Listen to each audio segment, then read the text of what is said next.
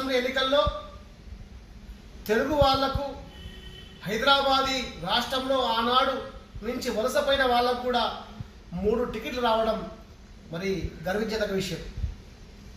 అదేవిధంగా ఒకప్పుడు హైదరాబాద్ స్టేట్లో ఉన్న వాళ్ళందరూ కూడా బతుకుదెరువు కోసం, బతకనీ కోసం ఈయన హైదరాబాద్ రాష్ట్రంలో 47లో స్వతంత్రం భారతదేశానికి వచ్చినప్పటికి కూడా మరి ఇక్కడ స్వతంత్రం రాకపోవడం వల్ల నేత కులస్తులు, నేత ఉపకులాలన్నీ కూడా మహారాష్ట్ర ప్రాంతంలో ఆనాడు మరి బ్రిటిష్ కాలంలో నుంచి కూడా అభివృద్ధి చెందుతున్నటువంటి నేత పరిశ్రమ అభివృద్ధి చెందుతున్నది.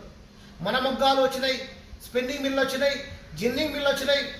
మన వాళ్ళని బతికించుకోవాలి, నా పిల్లలను బతికించుకోవాలని చెప్పేసి ఒక దృఢనిశ్చయంతో, సంకల్పంతో మన వాళ్ళు 1860 సంవత్సరం నుంచే మన వాళ్ళు మరాఠవాడకు, మహారాష్ట్రకు వలసపోయి జరిగింది. వలసపోయి అక్కడ ఈరోజు మహారాష్ట్ర ప్రాంతంలో ఆనాడు బ్రిటిష్ పాలన ఉన్నప్పుడు కూడా మన వాళ్ళు ఆర్థికంగా అభివృద్ధి పడడానికి విదేశీ ద్రవ్యం భారతదేశానికి రావడానికి కూడా ప్రథమంగా మన వాళ్ళ శ్రమ అనేది కూడా చెప్పుకోవాలి. ఈ విధంగా శ్రమ పడుతున్నప్పుడు మన వాళ్ళందరం కూడా మరి హైదరాబాద్ స్టేట్ నుంచి మరి నైజాం నిరంకుశ పరిపాలనలో ఇబ్బందులు దాడి జరుగుతుంటే మరి ఇంకా పెద్ద ఎత్తున వలసపోవడం జరిగింది. ఏవి జరిగినప్పటికీ కూడా మరి ఈ పోటీ పడుతున్న పరిశ్రమలో మరి నిలదొక్కుని భారత ఆర్థిక వెసులుబాటులో అగ్రగామిగా ఉన్నటువంటి ఏదైతే వృత్తి ఉందో ఆ వృత్తే ఇవాళ చేనేత వృత్తి, పవర్లూమ్ వృత్తి. ఈ వృత్తిని మనం కొనసాగిస్తున్నప్పుడు కూడా మన వాళ్ళకి అడపాదడప అవకాశాలు తప్ప రాని పరిస్థితి కనిపిస్తుంది. మహారాష్ట్రలో ఇప్పుడు జరుగుతున్న ఎలక్షన్స్లో మన వాళ్ళని మనం గెలిపించుకోవాలి. మన అన్న, మన తమ్ముడు, మన అక్క, చెల్లె మనందరం కూడా తెలుగు వాళ్ళు గెలిపించుకోవాలి. తెలంగాణకి వెళ్ళి పోయిన వాళ్ళందరం కూడా ఒక్కటిగా ఉండాలి. ఎందుకంటే మహారాష్ట్ర ప్రాంతంలో ఇప్పటికి కూడా వెనకబడ్డ వాళ్ళంగా గుర్తించబడుతుంది, వెనకకు నెట్టేయబడ్డ వాళ్ళంగా మనం ఉన్నాం. మన పిల్లలకు విద్యాపరంగా, ఉపాధి పరంగా మరి ఇంకా కూడా మనకు రావాల్సిన అవకాశాలు రావట్లేదు. కేవలం కూడా ఎస్బీసీ పేరుతో 2% మనకు ఇలా రిజర్వేషన్ కల్పించబడుతుంది. దాన్ని పెంచుకోవాల్సిన అవసరం ఉంది. మన వాళ్లకు అక్కడ రక్షణ ఉండవలసిన అవసరం ఉంది. మన వాళ్లకు మనం ఉన్నమని చెప్పవలసిన అవసరం ఉంది. దాంట్లో భాగంగా ఇప్పుడు జరుగుతున్నటువంటి ఎలక్షన్స్లో మరి ఇక్కడికి వెళ్ళి వలసమైనటువంటి నా అన్నకు, నా తమ్మునికి, నా చెల్లెకు, మామకు, బామ్మార్దులు, కుటుంబాల తరంగా ఉన్నటువంటి అందరూ కూడా మన కుల సంబంధాలు, బంధుత్వాలు, బాంధువాలు ఇంకా ఉన్నాయి. సరే, పోటీ చేసే వ్యక్తికి అది ఏ పార్టీ అయినా ఉండొచ్చు, నేను కాదనట్లేదు. సరే, పార్టీ వేరే ఉండొచ్చు, కానీ ప్రాంతం అంతా మనం ఒకటే, వృత్తిపరంగా మనం అంత ఒకటే. మరి ఉపకులాలకు ఉన్న వ్యక్తులను కూడా మరి నువ్వు రంగులు తయారు చేస్తే, నువ్వు జరి తయారు చేస్తే, మొగ్గలు వేస్తే, దారం చేస్తే, ఇట్లా అందరం కూడా మరి ఆనాడు మరి దేవుళ్ళకు బట్ట వేయాల్సిన అవసరం ఉన్నప్పుడు అందరం కూడా యంత్రాలు లేనప్పుడు మనమే మన యంత్రాలుగా మారి మరి పరిశ్రమను కాపాడినాం. ఇప్పుడు మనం కాపాడుకోకపోతే మన వాళ్ళకు ఫోన్ చేసి మనం ఐక్యతగా ఉండాలి. వ్యక్తి కాదు, వ్యవస్థ గొప్పది, చేత కుటుంబం గొప్పది, పవర్లు వ్యవస్థ గొప్పది అని చెప్పి చెప్పుకొని మన వాళ్ళని మనం గెలిపించుకుంటే రాబోయే రోజుల్లో మహారాష్ట్ర ప్రాంతాల్లో కూడా చేత కులాలకు సంబంధించిన వ్యక్తులుగా ఇవాళ జాండ్రా, తోకుంట, సకులశాలి, షాలి, కత్రి, కుర్మి, పద్మశాలి, దేవాంగ ఇట్లా 20 ఉపకులాలన్నీ కూడా కలిస్తే కూడా మహారాష్ట్ర ప్రాంతంలో 1 కోటి జనాభా ఉన్నాం మనం. మరి ఏం తక్కువైతుంది మనకు? మరి 1 కోటి జనాభా ఉన్నప్పుడు కూడా అడపా దడపా ఎవరో ఒక్కరు ఒకసారి ఎమ్మెల్యే అయితే సంతోషపడుతున్నాం. మరి మనం ఈసారి వచ్చిన అవకాశాన్ని వినియోగించుకుంటే రాబోయే రోజుల్లో మళ్ళీ వచ్చే అసెంబ్లీ ఎలక్షన్స్లో ఖచ్చితంగా 10 నియోజకవర్గాలు గెలిస్తే మన మనం కాపాడుకుంటాం, మనకు రిజర్వేషన్ తెచ్చుకుంటాం, మన వాళ్ళ ఐక్యత చాలాల్సిన అవసరం ఉంది. ఇంకోటి, మహారాష్ట్రలో షోలాపూర్లో నేను చూస్తున్న అందరూ తెలుగే మాట్లాడతారు, మరాఠీ, తెలుగు తప్ప ప్రతి కుటుంబంలో అందరూ తెలుగు వచ్చు, తెలుగు మాట్లాడగలుగుతారు. కానీ మరి మనం అక్కడ బతకనికి పోయినాం. ఇంకా జాల్నా పరిస్థితికి వస్తే, జాల్నా ఒకప్పుడు హైదరాబాద్ రాష్ట్రం స్టేట్లో అదొక జిల్లాగా పరిగణించబడ్డది. అక్కడ మనం బతకనికి పోలే, మన జిల్లాలో మనం ఉన్నాం. అయినప్పటికీ కూడా మనం ఇప్పటికీ వేరుపాటువాదులుగా కొంత చిత్రీకరించే పరిస్థితి కనిపిస్తుంది.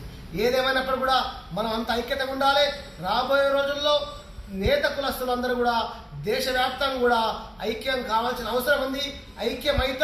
ఐక్యమయ్యేటువంటి ప్రతిపాదనలు కూడా అడుగులు పడుతున్నాయి.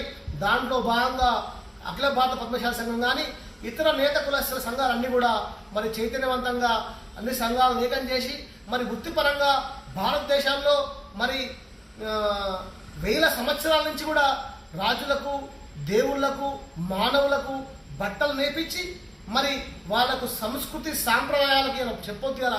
హిందుత్వం అనేటువంటి బతికి ఉంది అంటే అది కేవలం కూడా పద్మశాలి సమాజంగా చెప్పుకోవాలి. ఆ పద్మశాలి సమాజం వారు ఇలా కట్టుబాటు వ్యవస్థని, సంస్కృతి సాంప్రదాయాలను కాపాడినటువంటి కుటుంబాలు ఇవి నేత కుటుంబాలు. ఇలా పంజాబ్లో ఖత్రి సమాజం ఇలా 8% జనాభా ఉంది అంటే కూడా అది ఆనాడు సింధు సామ్రాజ్యంలో మరి ఆఫ్ఘనిస్తాన్లో, పాకిస్తాన్లో ఉన్నటువంటి ఖత్రి సమాజం మరి పాకిస్తాన్ ఏర్పాటైతే కూడా పాకిస్తాన్ ఏర్పాటు అనంతరం పంజాబ్లో ఉన్నప్పటికీ వాళ్ళు మతం మార్పిడికి ఇబ్బంది చేస్తే మతం మారకుండా పంజాబ్కి వచ్చి సిక్కు మతాన్ని, బౌద్ధ మతాన్ని స్వీకరించి అలా పద్మశాలి అందరూ కూడా, నేత కులస్తులందరూ కూడా హిందుత్వాన్ని కాపాడినటువంటి పెద్ద ఉన్నతమైన కుటుంబం.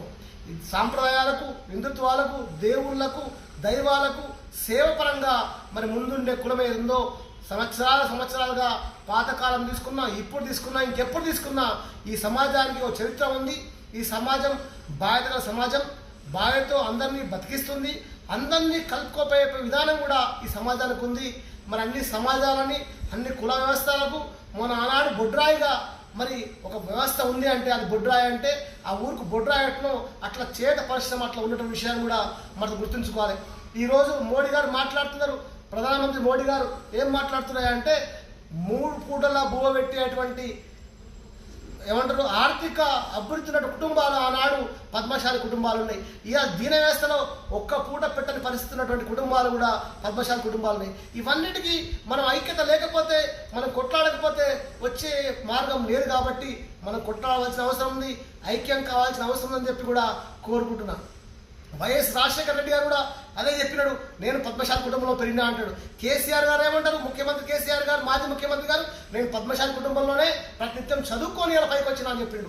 అంటే ఎవరు కూడా ఈ ఆనాడు భారతదేశంలో ఉండేటువంటి ఆర్థికంగా అభివృద్ధి చెందుతున్నటువంటి కులం ఏదో అది కేవలం కూడా పద్మశాలి సమాజం. నెయ్యి బువ్వ అంటే ఉత్తరాలే రోజు మొగ్గం వేస్తే నెయ్యితో బువ్వ తినడం చెప్పి పద్మశాలి చెప్పుకున్నారు. కానీ ఈరోజు నెయ్యి కాదు, అసలు తినడానికి కూడా మరి బువ్వ లేని పరిస్థితి కనిపించింది. ఇలాంటి సమాజం మరి అందరం కూడా ఐక్యతై మన కుటుంబంలో అన్న, చెల్ల, అక్క, తమ్ముడు అందరం కూడా ఫోన్లు చేసి మన సమాజాన్ని మనం గెలిపించుకోవాలి. మనం గెలిపించుకుంటే రాబోయే రోజుల్లో అందరం కూడా ఐక్యంగా ఉన్నటువంటి ప్రాతిపాదికంగా మరి మన దిక్కు అన్ని పార్టీలు కానీ అందరూ కూడా మనకి చూసే అవకాశం వస్తుంది. వచ్చినప్పుడు మనకున్నటువంటి అవకాశాలన్నీ కూడా మెప్పించి నెరవేర్చుకోవాల్సిన అవసరం ఉందని చెప్పి కూడా మరి తెలియజేస్తూ మరి మనందరం కూడా సమాజానికి దగ్గర ఉంటూ నేత కులస్తులను చేత వస్త్రాలు ధరించాలి. మరి పవర్లూమ్ వస్త్రాలను కూడా మన వాళ్ళని వేస్తున్నాం. వాళ్ళైనా మనమైనా అంతా ఒకటి సమాజం కాబట్టి ఇలా ఎటువంటి తారతమ్యం లేకుండా మనం వ్యక్తి ఎవరైనా ఉండొచ్చు, వ్యవస్థ ఏదైనా వ్యవస్థ అనేది ఒకటి మాత్రం వ్యక్తిగా గుర్తించబోతూ వ్యవస్థ గుర్తించి మనం గెలిపించుకోవాల్సినటువంటి బాధ్యతగా మనం పరిగణన తీసుకొని మరి రేపు రాబోయే రోజుల్లో మహారాష్ట్ర సంగ్రామంలో మరో తొలిమెట్టు విజయంగా సాధించాలని చెప్పి కూడా కోరుకుంటున్నాం.